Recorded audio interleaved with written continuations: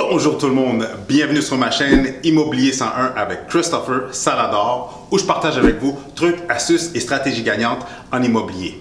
Aujourd'hui, je vais vous faire la deuxième partie de la vidéo des 3 essentiels que vous allez retrouver en cliquant sur le lien en haut si vous ne l'avez pas encore vu. Mais suite à la vidéo des 3 essentiels où est-ce que vous étiez quand même plusieurs à vouloir une deuxième partie, je vous avais promis que j'allais faire une deuxième partie sur, écoutez-moi bien, les 11 choses à ne pas faire. Et oui, les 11 choses à ne pas faire lorsque vous désirez acheter une propriété, lorsque vous êtes en pleine transaction mais que vous n'avez pas encore passé chez notaire. Écoutez bien cette vidéo jusqu'à la fin parce que vous allez avoir le bonus des 11 choses à ne pas faire avant d'acheter votre propriété et ce, dans un instant.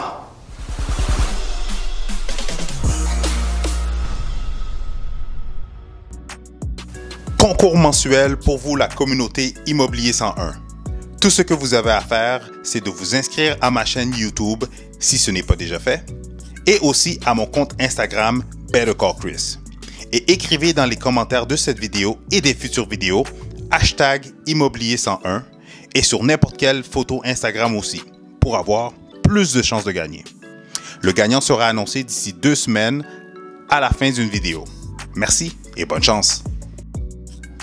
Alors, juste avant de commencer, clique sur le bouton j'aime, appuie sur la petite cloche pour être à l'affût de toutes mes futures vidéos et sans oublier, laisse un petit commentaire avant la fin de la vidéo. Rentrons dans le vif du sujet maintenant. Alors, dans cette vidéo, je vais vous expliquer les 11 choses à ne pas faire pour éviter que, vous avez un objectif de faire une acquisition, de faire un achat et que, en fin de compte, à cause de cette décision, ça vous bloque ou ça vous empêche de pouvoir justement acheter votre future propriété ou ça va être des choses à éviter pendant que vous êtes déjà en transaction. Oui, parce que c'est possible que vous avez une promesse d'achat acceptée, mais que d'ici le laps de temps que vous allez passer chez le notaire, il y a des choses qui pourraient arriver, qui pourraient faire en sorte que votre transaction se bloque rendue chez le notaire. Donc, pour éviter tout ça, voici le premier point. Donc, la première chose à éviter de faire, si vous avez déjà une préautorisation, c'est vraiment quelque chose à ne pas faire, mais si vous prévoyez vous acheter une propriété prochainement, écoutez-moi bien, la première chose à ne pas faire, c'est de changer d'emploi. Oui, s'il vous plaît, si vous prévoyez acheter votre propriété d'ici la prochaine année, d'ici 6 mois, d'ici les prochaines semaines, s'il vous plaît, ce n'est pas le temps de changer d'emploi. Parce que lorsque vous allez vouloir vous qualifier pour l'achat d'une propriété, la banque veut voir le statut de permanence à votre emploi. Ils ne veulent pas que vous soyez dans une période de probation, que ce soit un nouvel emploi ou que vous n'ayez pas d'emploi du tout. Donc, il est primordial que si l'emploi ne vous plaît pas, mais que vous désirez changer d'emploi parce que vous allez avoir un meilleur salaire ou quoi que ce soit, idéalement, qu'est-ce qui peut être acceptable par les institutions financières? Ça va être de rester dans la même branche, dans le même domaine.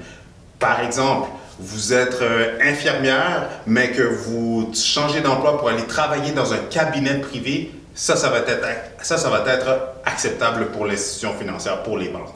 Mais si vous êtes infirmière puis vous changez complètement d'emploi puis vous allez parce que vous avez un poste dans une entreprise dans le département du marketing, ça ne va pas passer. Il va falloir attendre que vous ayez justement le statut de permanent dans ce nouvel emploi. Donc, il va faire en sorte que ça va venir retarder votre processus d'achat. Donc, première chose, ne pas changer d'emploi si ce n'est pas dans la même branche ou dans le même domaine que vous êtes présentement. La deuxième chose à ne pas faire, s'il vous plaît, surtout, vous prévoyez encore une fois, vous prévoyez acheter dans les prochaines semaines, vous prévoyez acheter dans la prochaine année, vous avez l'intention, vous avez le goût, l'envie de vous acheter une nouvelle voiture, une voiture de luxe, de Bugatti ou de quoi que ce soit, parce que vous avez les moyens, s'il vous plaît, attendez d'avoir fait votre nouvelle acquisition, attendez d'avoir acheté votre propriété, d'être passé chez le notaire, d'avoir reçu les clés. Après, vous allez pouvoir aller chercher la voiture que vous voulez. S'il vous plaît, pas avant. Parce que souvent, les concessionnaires automobiles ou les, comment je pourrais dire, les directeurs financiers, souvent, ils vont envoyer votre demande, ils vont faire plusieurs enquêtes de crédit avec différentes institutions financières pour vous trouver le meilleur deal pour justement le taux d'intérêt pour le financement de votre voiture. Donc, juste le fait de faire plusieurs demandes, ça peut venir affecter votre pointage à la baisse. Si vous êtes refusé en plus, ça pourrait affecter votre pointage à la baisse. Mais le fait de passer, le fait d'avoir votre nouvelle voiture avec des paiements de 500 $ ou plus, tout dépendant les salaires. Évidemment, si vous avez des gros salaires, c'est sûr que ça ne va pas vous affecter. Mais si vous êtes dans des salaires moyens, je vous dirais dans les alentours de 50 000 et moins, allez pas vous chercher une voiture avec des paiements de 500 $ ou plus par mois, s'il vous plaît, parce que ça va venir augmenter vos ratios d'endettement. Avec les nouveaux paiements de la voiture, ça va vous empêcher de vous qualifier pour une propriété à un prix beaucoup plus intéressant que si vous n'aviez pas la voiture. Vous comprenez? Donc, sans la voiture, peut-être vous auriez pu passer pour une propriété à 600 000. Je donne un exemple comme ça. Mais avec les paiements de la voiture, à cause que vous avez un ratio d'endettement un petit peu trop élevé, ça peut faire en sorte que vous allez seulement passer pour une propriété à 200 000. Donc, idéalement, si vous désirez acheter, si vous comptez acheter prochainement, encore une fois, c'est pas le temps d'aller vous acheter la voiture. Attendez d'être devenu propriétaire et d'avoir reçu les clés. Puis après ça, vous irez vous gâter. La troisième chose à ne pas faire, ou c'est plutôt la chose à faire, maintenez votre code de crédit à 680 ou plus. Où est-ce que c'est la chose à ne pas faire? S'il vous plaît, vous savez que vous pensez acheter bientôt, dans la prochaine année ou quoi que ce soit, c'est pas le temps d'aller faire des achats superflus que vous savez que vous n'êtes pas en mesure de payer d'une seule shot.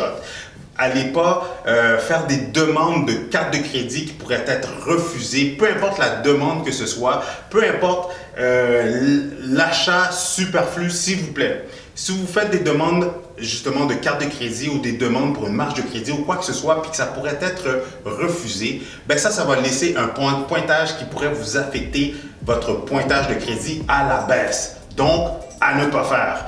Et encore moins, c'est pas le temps d'aller vous acheter des choses superflues, de vous gâter pour la future maison, de mettre des choses c'est pas le temps d'aller acheter des électros ou du mobilier sur le crédit qui pourrait venir affecter votre crédit, qui pourrait venir encore une fois affecter vos ratios d'endettement.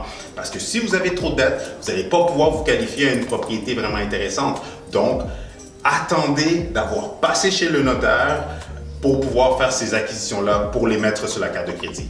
De l'autre côté, c'est sûr si vous avez, encore une fois, c'est sûr si vous avez des revenus intéressants, si justement vos limites de crédit sont déjà quasiment nulles, encore une fois, je vous dirais, même là, juste pour être sûr, attendez, soit vous les payez cash ou attendez d'avoir passé chez le notaire pour faire les achats d'électroménager, de meubles ou de quoi que ce soit, encore une fois, qui pourrait venir affecter votre pointage de crédit à la baisse.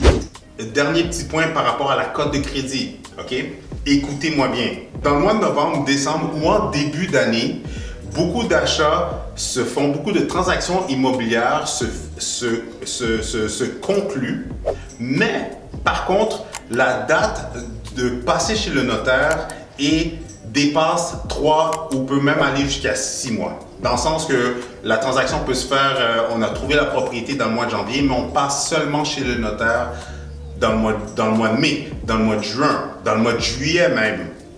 Où est-ce que je veux en venir, c'est que plus le délai entre l'acceptation de la promesse d'achat et de la finalisation de la transaction chez le notaire, plus le délai est long, la banque, les institutions financières se réservent le droit de vérifier votre code de crédit 48 heures avant de passer chez le notaire. Donc, vous avez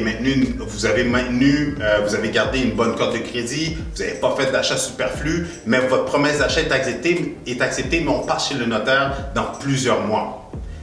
Il est très important, ok, de ne pas aller maxer votre carte de crédit, de ne pas aller faire justement, encore une fois, de ne pas aller booster vos cartes de crédit, d'aller faire des achats pour la future maison.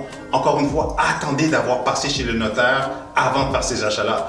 Parce que si vous commencez à faire les emplettes, à vous acheter, à commencer à tout acheter pour la future maison et que d'ici chez le notaire, la banque vérifie votre code de crédit et qu'elle voit qu'elle a été affectée parce que vous avez trop augmenté vos ratios ou ça a affecté votre pointage de carte de crédit, la banque pourrait tout simplement refuser de vous accorder le prêt 48 heures avant de passer chez le notaire. Imaginez-vous, pendant les 6 derniers mois, vous avez tout magasiné pour la future maison. Même le vendeur a le temps de magasiner sa prochaine propriété. Il attend après cette transaction-là pour finaliser son futur achat. Mais à cause que vous avez fait des emplettes, vous avez maxé, boosté vos cartes de crédit dans les derniers mois, boum! Votre transaction est annulée 48 heures avant de passer chez le notaire. Donc, la morale de l'histoire, attendez toujours d'avoir passé chez le notaire avant de justement toucher à quoi que ce soit qui pourrait venir affecter votre code de crédit à la baisse. La quatrième chose à éviter, s'il vous plaît, ça m'est arrivé, c'est un cas vécu, ne gardez pas votre argent de mise de fonds sous votre matelas. S'il vous plaît, non. Lorsqu'il s'agit pour la mise de fonds, ok? Lorsqu'il s'agit de votre mise de fonds, la banque, en partant, la banque veut voir la preuve que vous avez accumulé la mise de fonds. Ils veulent voir la provenance de la mise de fonds. Dans le sens, est-ce que ça vient de placement, investissement? Est-ce que vous l'avez mis dans un compte CELI? Est-ce que vous l'avez économisé dans un compte épargne? La banque veut voir justement les traces de où vient la mise de fonds parce que de un, ça démontre à l'institution financière que vous êtes quelqu'un de discipliné, que vous êtes capable de faire des épargnes. En plus d'avoir une bonne cote de crédit, c'est toutes des choses qui vont jouer à votre faveur, qui vont vous, comment je pourrais dire, qui vont vous rendre encore plus facile d'avoir accès à une hypothèque. OK? Mais la chose à éviter, parce que ça m'est arrivé dans un cas, j'ai un client qui pendant qu'on visite, il a déjà sa préautorisation puis tout, mais il vient me dire, Chris, regarde, mais lui dans son cas, c'est que à chaque fois qu'il y a des payes, il sort l'argent de son compte de banque, mais il garde le reçu. Parce que d'où est-ce qu'il vient, ils ne font pas confiance aux banques. Je sais qu'il y a dans d'autres pays, beaucoup de gens ne font pas confiance aux institutions financières parce que plusieurs ont eu de mauvaises expériences. C'est arrivé dans plusieurs pays où est-ce que les banques ont complètement juste fermé leurs portes et ils sont partis du pays, mais ils sont partis avec l'argent des gens. Donc, à cause de ce fait, plusieurs personnes ne font pas confiance aux banques, aux institutions financières. Donc, cette personne-là, justement, lui, à chaque fois qu'il y avait de l'argent, il prenait cet argent-là, il le cachait chez eux, dans un coffre-fort ou peu importe, il le mettait en dessous de son matelas. Mais il me disait, Chris, je sors de l'argent de la banque, mais je garde comme preuve toutes les reçus. Fait que je pourrais montrer ça à la banque. Ça ne fonctionne pas comme ça. Un autre point avec les institutions financières, c'est qu'elles veulent voir aussi qu'ils ont besoin de la preuve que l'argent de la mise de fonds est dans un compte, dans votre compte, peu importe quel compte, à votre nom bien entendu, mais depuis plus de 90 jours. Donc, qui va faire en sorte que si vous sortez l'argent, vous ne la gardez pas à la banque, ça veut dire que l'argent n'est pas là depuis plus de 90 jours, donc ça va venir vous bloquer pour pouvoir faire une nouvelle acquisition. Donc, tous ceux qui font de l'argent cash, tous ceux qui ont, peu importe la façon que vous gagnez votre vie, que vous avez une deuxième source de revenus, si elle est en liquide, je vous conseille, mettez-la tout de suite à la banque, dans un compte CELI épargne, faites un placement, un investissement, mais faites quelque chose qui laisse une trace, qui va justement jouer en votre faveur pour faire votre future acquisition.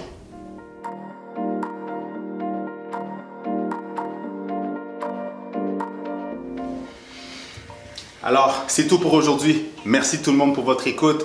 Si vous avez des questions ou des commentaires, n'hésitez pas à les mettre plus bas. Ça va me faire plaisir de répondre à toutes vos questions, mais surtout de vous donner la bonne information. J'ouvre une petite parenthèse. Mon but avec ma chaîne n'est pas simplement de vous divertir, mais au contraire, mon but c'est de vous aider en vous donnant l'information, mais surtout pour ceux qui sont prêts à passer à l'action, pour ceux qui sont prêts à passer à un autre niveau, que ce soit pour vendre ou acheter. Mon but est de vous assister, de vous accompagner pour vous assurer d'avoir une belle transaction gagnante. Donc, n'hésitez pas à me contacter directement mes informations sont plus bas. Envoyez-moi des messages sur toutes les plateformes de réseaux sociaux. Christopher Salador, vous allez me trouver, ou sinon sous le nom de Better Call Chris. Pour terminer, aimez, commentez et partagez la vidéo avec les gens que vous savez que ce contenu pourrait servir. Et c'est Christopher Salador, votre courtier immobilier, en plus d'être votre guide, votre coach, votre conseiller en immobilier. Merci tout le monde. Et pendant qu'on y est, juste avant de passer à autre chose, j'ai cette vidéo-là et cette vidéo-là qui pourrait être vraiment intéressante pour vous aider à vous structurer ou à planifier votre prochaine transaction. Alors, je vous recommande fortement d'aller écouter soit celle-là ou peut-être même celle-là. De toute façon, si vous avez des questions ou quoi que ce soit, Better Call Chris.